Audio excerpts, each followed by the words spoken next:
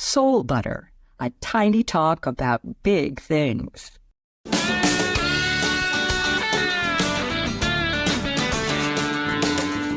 So much talk, so little makes sense these days.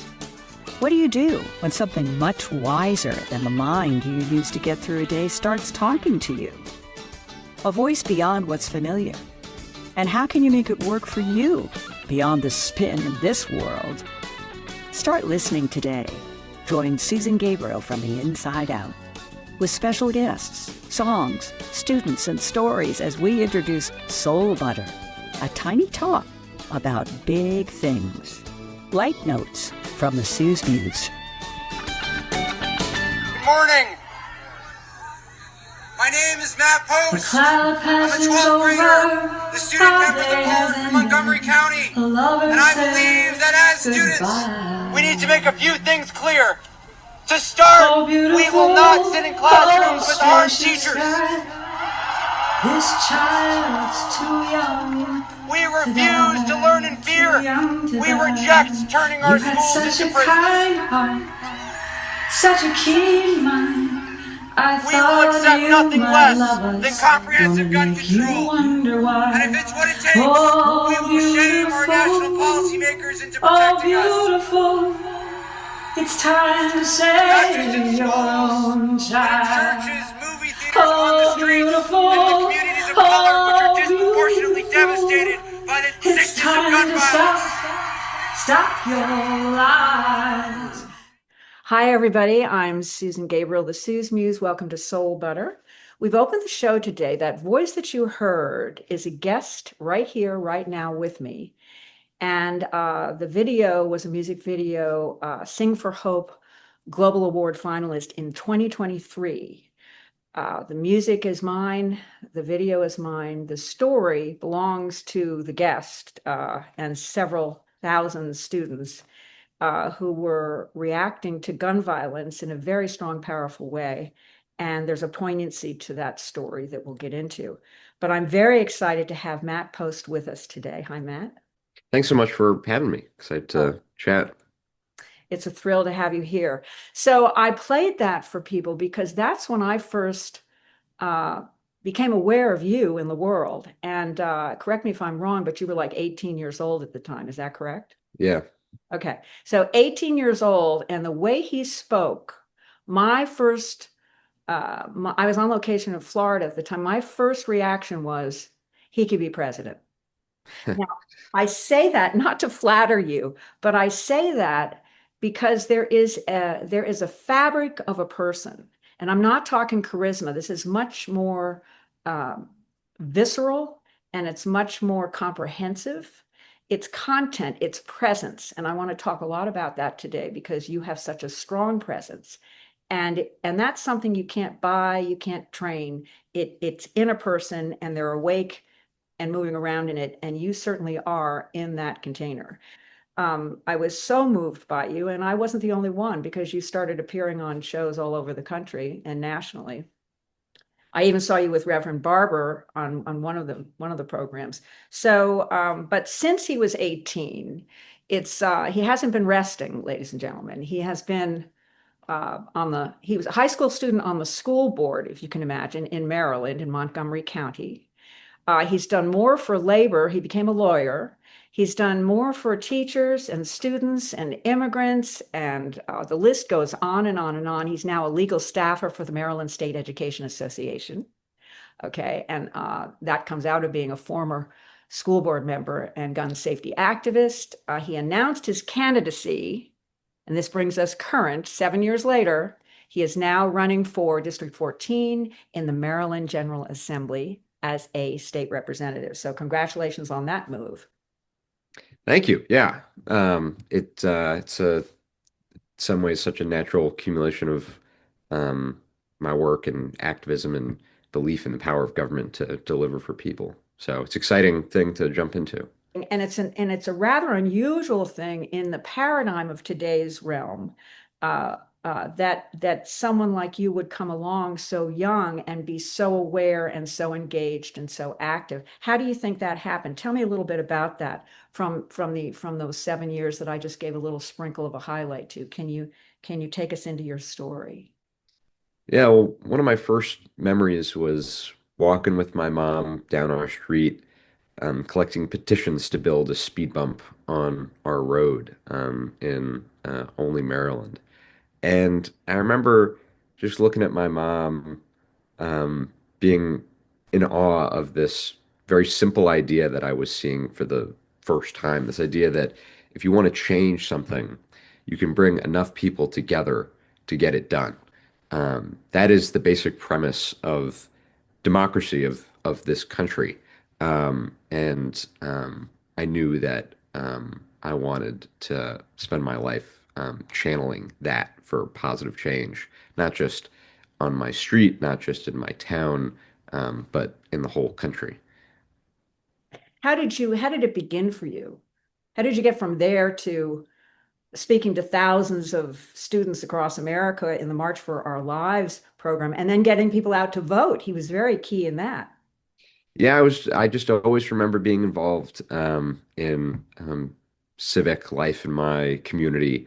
When I was in middle school, I was organizing with other students to show up at school board meetings and state legislative hearings and um, county council meetings, mostly arguing around issues of education, seeking better funding, more equitable funding in the school system, and continue that all throughout high school.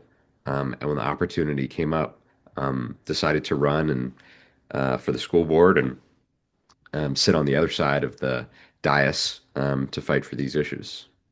Now, you were a student when you were on the school board. Is that a usual thing that happens? Because I don't remember that being the case when I was going to school. Yeah, it's a really interesting thing that Montgomery County, Maryland does is they have one seat reserved for a student.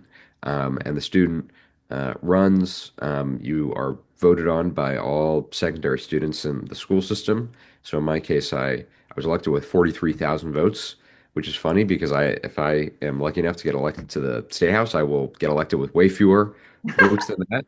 Um, and it's a great institution because it trains students from a very early age to think about their voice, representative democracy, what it means to have somebody fighting for them at a higher level. And so from there, so did you learn anything you weren't expecting when you went on that board? Being on the board was an extraordinarily formative experience. The opportunity to navigate a legislative body of eight very different elected officials, um, figuring out how to actually get progressive policy done and not just talk about it. The way you needed to balance relationships, balance asks, um, not take things personally, uh, uh, um, and figure out how to navigate a huge bureaucracy of which the Montgomery County Public School System is. I mean, this is a several billion dollar entity with thousands and thousands and thousands of employees, and it's still much, much smaller than the state of Maryland, obviously. And so, learning how to get things done in such a system, I think, was just extremely helpful as I thought about how I wanted to have impact in the rest of my career. Mhm. So, and when you talk about not taking things personally, kind of, because when you're growing up and you're not, an adult of many, many years, and you're dealing with that kind of resistance and that kind of adversity can be painful. I mean, just plain and simple. I once told somebody at a professional meeting in some of the work I do, I said, as long as there's a person in the room, it's personal. How do you navigate that space to determine what is, because you seem to be a compassionate politician. Um, I'm calling you a politician now. Because you are. And but that's what, to me, we are sorely in need of. I'm not talking about compulsive humanitarianism. I'm talking about somebody who is aware who knows that they're a person, a human being.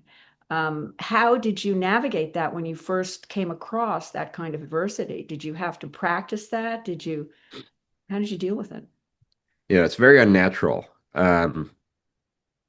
And I think I still struggle with it. How do you um, not take things personally when the stakes on some of these issues are so high, and so tied up in one's humanity? Um, but at the end of the day, the most important thing is impact, is figuring out how to get something done to improve people's lives. And um, you need to figure out how to um, sometimes um, change your perspective, or bite your tongue to in those back rooms in order to have the policy get through that will improve people's lives. A lot of Although I will say that's never been my greatest strength. That's an area for growth, as they would say. Figuring out how to shut up sometimes. Isn't that interesting? Well, yeah, it's better that you like that, don't you think? Because that gives you more to work with. You know what I mean? But I mean, I understand that too. Listening is kind of a dying art. We need to learn to be, because everybody's talking right now with social media. That's all anybody's doing is talking, right? But Yeah. the listening factor, and that's the other thing about you. You can't, in my experience, and I've been in my shoes for a little while. You can't really be in the container as you are, as present as you are, without having a talent for listening. Do you think? Mhm. Yeah, absolutely. I mean, I think the best policymakers are the best listeners. I am not going to sit here in my chair and, you know, suddenly have great ideas arrive to me through contemplation. The good ideas that are out there, the policy solutions that are out there, are with the people who are dealing directly with the problems. And unless you are willing to listen and listen first, you will never get at those good ideas, and be a far worse advocate as a result. Give me an example of that in what you're dealing with right now, or draw from your past experience, but it might be relevant since you are running for office. Yeah, I mean, one of the things I'm proudest of doing when I was on the school board was proposing and securing the votes to close our schools for Eid al-Fitr, a Muslim holiday. And I'm Jewish. I'm bar mitzvahed. I've been Jewish my whole life. I've belonged to synagogue my whole life. And in Montgomery County Public Schools, we have school off for the high holy days. We have school off for Rosh Hashanah and Yom Kippur. And so I never had to choose between my faith and my religion. And so obviously, I did not have the experience of Muslim students who had to make that same choice for Eid. And it was only through talking with those students and listening to those students in schools and in the community that I realized the importance of extending this same privilege to this same right, really, to Muslim students in our county. Mhm. Yeah, that's a wonderful example, and it's also a wonderful example in light of the mayoral race that was just completed in New York. So there's a new wave of reciprocity, wouldn't you say? And that's, again, I think you're part of this fabric. For as dark as things have been, and in many ways we're still teeter-tottering there, your presence is a bright light. And Yeah. and again, I'm not, it's not a flattering thing. This is really energy we need in our world, to be remembered to who we are as people, which has that reciprocity in it, and to share the differences rather than exploit them, and build community from the core of who we all are and what we bring to the table. So going from the notion of presence, how valuable is that in terms of being a change agent? Because again, you are a change agent. You've just given me one example. I'm sure you could give me five more. And that seems to be your motivating essence, that seems to be what's driving the train that drove you into this, that makes you a lead contender. Yeah, presence, you're saying? It's so hard to assess oneself. I mean, we were talking about this before. This whole process is very odd to me. I mean, it's a weird feeling to talk to people and have people reach out to you who you've never met before, but they say they believe in you as a change maker and your ideas. I have no idea. I it's totally an unknown characteristic to me. I'm just trying to make a difference. And it's obviously politicians say the word humbling sometimes, like humbled to have people's support. I don't know if that's the right adjective, but I am something by folks' support, and I really I I'm not sure why. I'm grateful to have everyone to have folks support and have them believe in the vision. But you know, I that all flows, I think, from you know, the the work and the desire to create change. I love that because it puts you in the moment. It puts you in the work. It puts you in the activity that you've signed up for. And we've got so much um, enamoring of, people are looking for, quote, a leader, and the leader lives in each of us in that sense. Yes. And I'm wondering if we might, and talk to me about this, um, we might be entering a new realm, or we've been through so much that has been so destructive that there might be something to what you're saying, which is that the focus, the world is running on opinion. When did that ever happen? Never. But we've never had this media monster where people can create these impressions that, and but when you have something real going on and you're involved in real work, uh, it's not humbling. I agree with you, because you're not thinking about yourself. You disappear into the act. I mean, that's how it is for me. I mean, I work in the arts. When I am working on it, when I'm in a song, I disappear. I don't even know that I exist. I mean, I'm in the work, and it's the same thing when I write. I'm in the work and in these exchanges, and that's the surface is almost before words and beyond words. It's Yeah. you know what I'm saying? It moves through us, and and that again takes us to a place, and this is prompted by what you just said, where, and tell me what you think about this, that it becomes community just by the way you're going about it, because it's not about you. Yeah. Yeah. I mean, I believe that, I believe in the power of movements, and movements is a central force for any kind of change. And I think everyone has their own role to play in a movement, their own distinct role. And the role that I see for myself is on the other side of the dais as a conduit for the hopes and ideas of people. Um, but I don't think that makes me, a leader necessarily, or some, higher role than the person who comes up with the ideas, or the person who is knocking on doors, or the person who shows up with a sign at a protest. These are all important roles that we all have to play collectively in order to reach that threshold of creating change. Mhm. And speaking of that, how is your race going, and what do you find to be the biggest challenges and the biggest surprises so far? Give me the pitch. Yeah, I think the race is going extremely well. This is my hometown, and so it is amazing to be out in the community, and through virtue of running for this, and running into people who I haven't seen in a while, teachers, old friends. If I am elected, the people I'll represent will be the people who I sat next to in class and played soccer with and coached at my pool, folks who, carpooled with me and brought meals over to my family when my mom was undergoing cancer treatments. They'll be the folks I ran with in cross country and walked by in the neighborhood.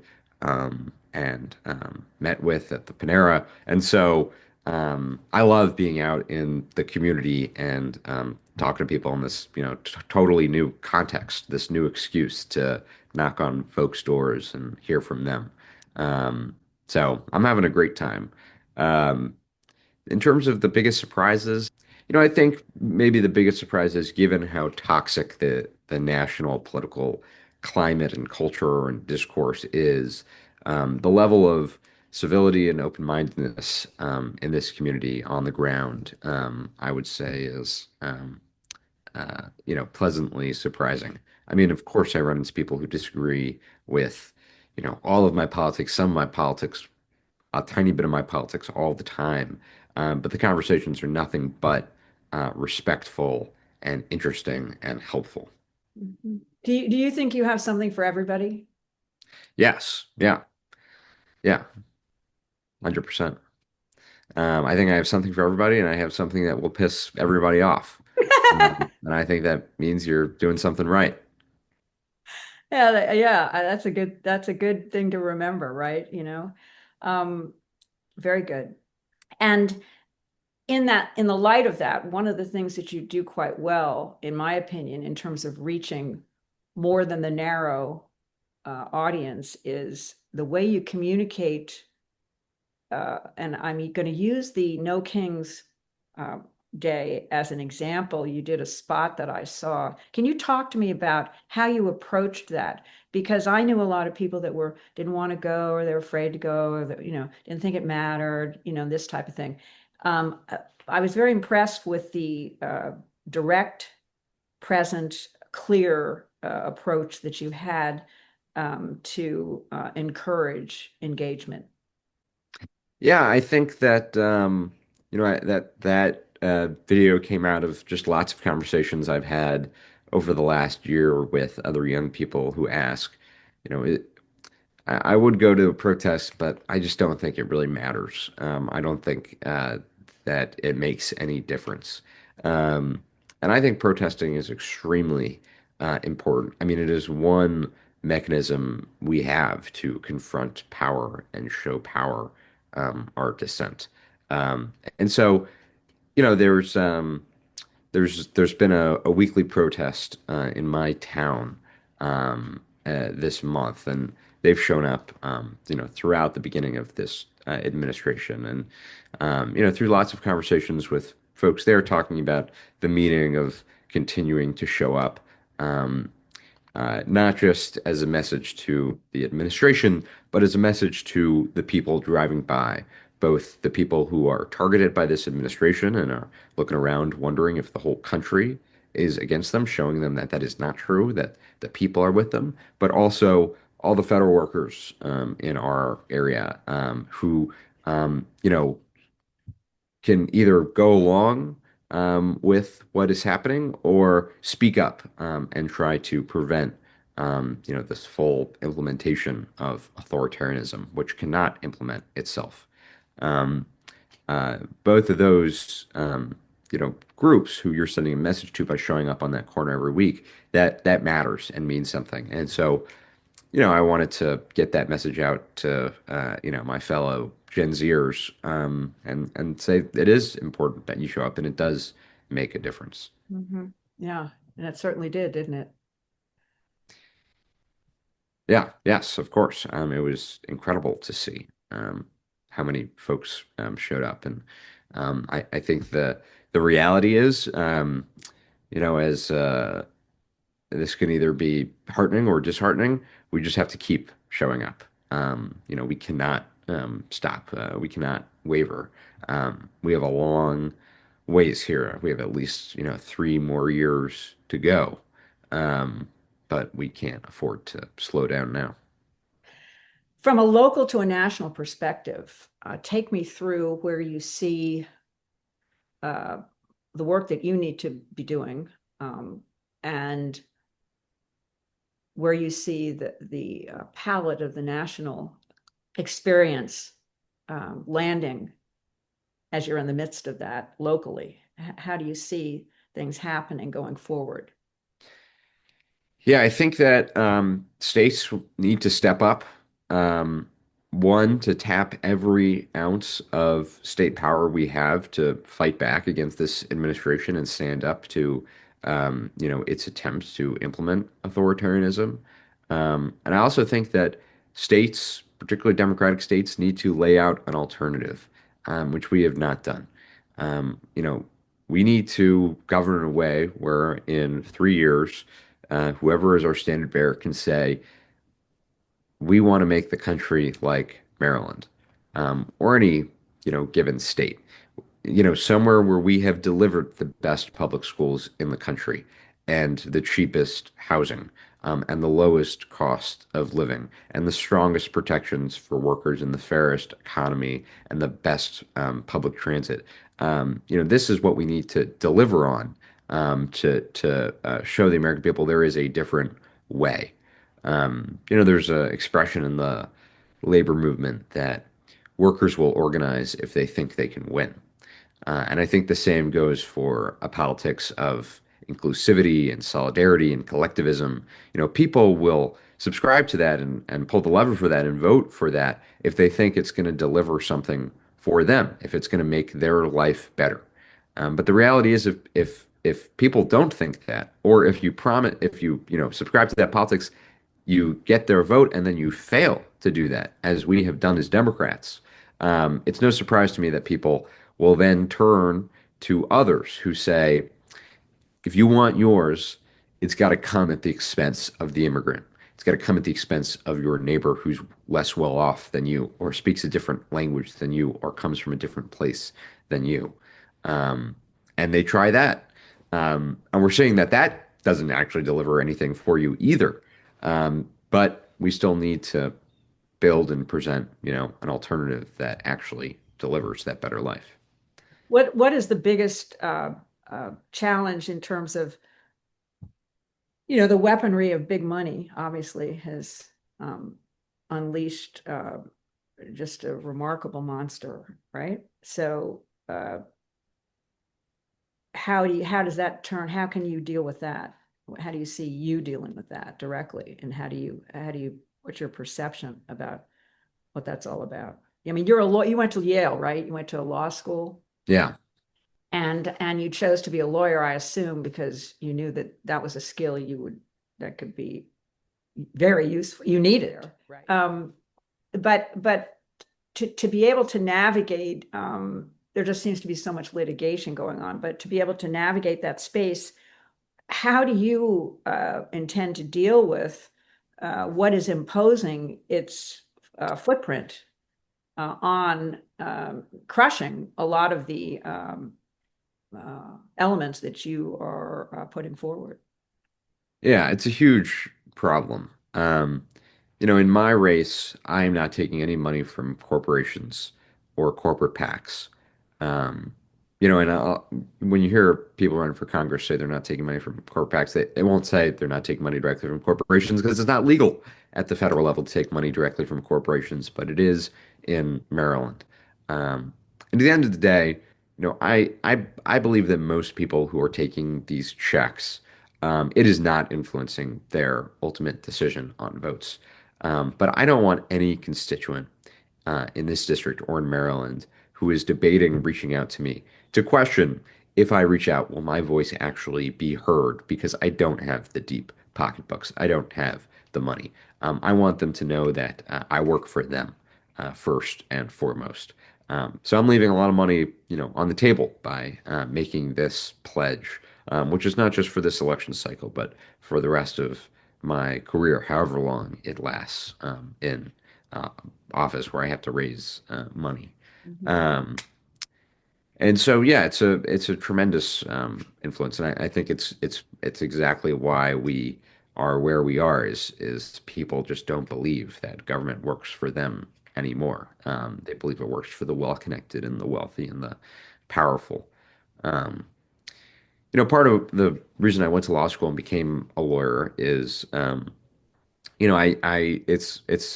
it's not just because I see the potential of the law as a transformative force, but because I've seen the way that the law has been exactly the opposite and hindered movements and prevented important things from happening. And so I wanted to be able to be in a room with other lawyers who were saying, we can't do something or it's not possible to do something, and say, well, actually, you know, let's find a way to make it happen. And now I have the legal training to, no matter what the situation, figure out a way to make stuff happen. Well, I'm glad you're there. Um, in terms of your future, you talked about where you're going to go. You grew up in the county that you're serving. Yeah. Anticipate staying in Maryland all the way? Or do you see yourself going further? First of all, I'll say that, I think anyone who is sort of planning their life by plotting the next office, and I went to law school with plenty of these people and have interacted with plenty of these people, being close to the DC area. Mhm. Um, I think it drives you like actually crazy, um, and makes you forget the point. Um, I have a lot of respect for people who run for federal office.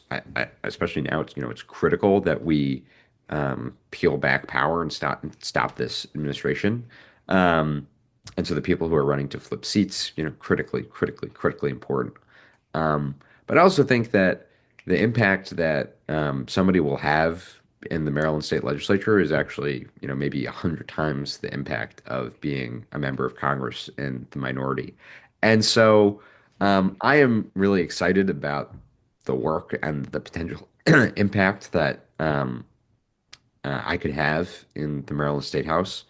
And so that's what I'm focused on right now. And if somebody ever came to me and wanted me to run for higher office, I think they would need a pretty good argument that you actually can have an impact in Congress. Because right now it seems like um, a lot of angry letters and press releases and tweets. But if you want to, deliver those things I was talking about, the best public schools, the fairest economy, actual mechanisms by which to stand up to this administration. I think all that's happening at the state level right now. Mhm.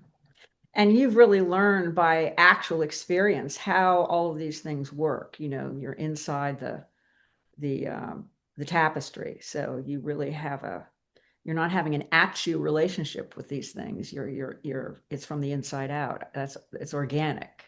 To overuse that word.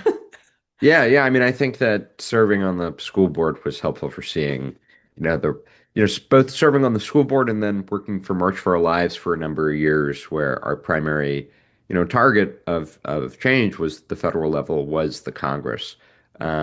Seeing the relative impact you can have at the local level, pushing things through, versus just how hard it is to change things at the federal level, was eye-opening for how I wanted to, pursue change in my career. How did you get involved with March? Yeah, when the shooting at Marjorie Stoneman Douglas happened in 2018, like all students, like everyone in the country, I was horrified. And my despair quickly turned into just pure anger and rage that nothing was being done. And so worked with some students who were organizing in Montgomery County to do a walkout from school on March 14th, 2018, to demonstrate our disgust with political inaction. And we walked out of schools and onto uh, the metro trains and buses and cars and went to DC and sat with our backs to the White House for 17 minutes in honor of the 17 people who died in Parkland. And then we marched to the Capitol, where we gave speeches, and I was one of the people who spoke there as a student leader. Um, and a recording of the speech got online, and the organizers of March for Our Lives, the kids from Parkland, saw it and reached out and asked if I would represent the area, all the thousands of students who walked out of schools on the stage at March for Our Lives, the big protest in DC. And then from there, got to know the Parkland kids. They learned about my background organizing. They were looking for somebody to help build a structure for all these, 300 sister protests across the country, turning those into chapters for sustained political actions. And given my experience doing local organizing and direct agitation, they brought me on as the national field strategist to help build the program and went from there. That was a brilliant decision. If I do say so myself, yeah. And so going forward, when you move through all these different forms and activities, one of the questions that I heard somebody ask that is I think a very important question in the world that we're in today, because so much is about out there. There's so many things out there. Everybody's sort of overextended in all these different areas. And the presence of an individual and what they're listening to. And this is the contemplative thing that you don't spend as much time there, you say, but you've got to have started there in terms of being able to really trust what motivates you. You seem very clear-headed about a lot of things. What is your invisible power? Um, I think it is blind optimism. I think you have to have almost a naive level of faith that change is possible in order to do this work, or else you will get beaten down and led to believe that we can only change things at the margins and um, the kind of comprehensive systemic change that we need is just not plausible in our lifetimes. You have to reject those siren calls and that cynicism entirely in order to do this work. Mhm. Very good answer. And where did that instinct come from? Your mom? Yeah, I think my parents, I think seeing actual change at the local level, seeing something go from um, a struggle to an idea to a solution that makes people's lives better. Um, that kind of high you get from seeing that and helping be a small part of shepherding that through. Um, but I also think this is, I'm not one of those people who believes that, the problem with our politics is, just the age of the people involved. I think what matters is being young at heart.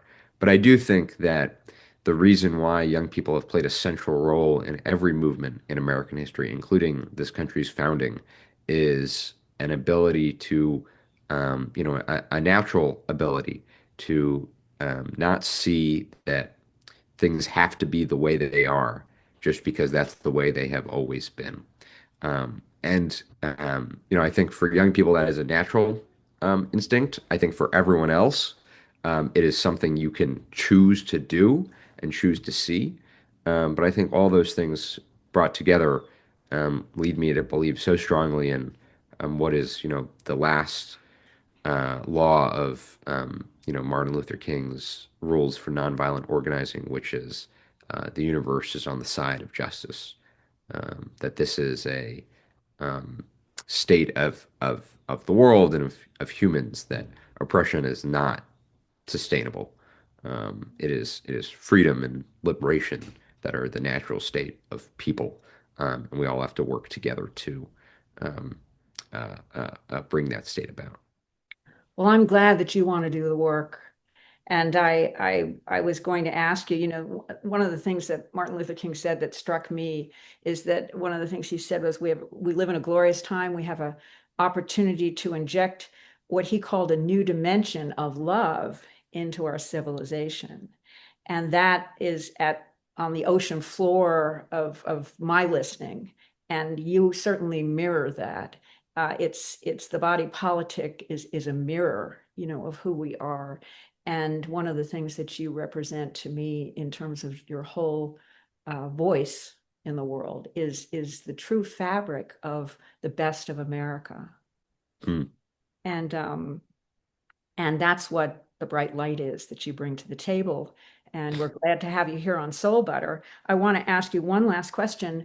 If there's one thing that you would like to say, or one message, or one dream that you have, or one thing that's the most important thing to you and all the world, actually, there's two questions. That's one. And the other one is, to what extent do you see youth, you mentioned young people, but it really is all ages, energizing this reinforcement, this reboot in a way of what's at the heart of who we are? Yeah, I think that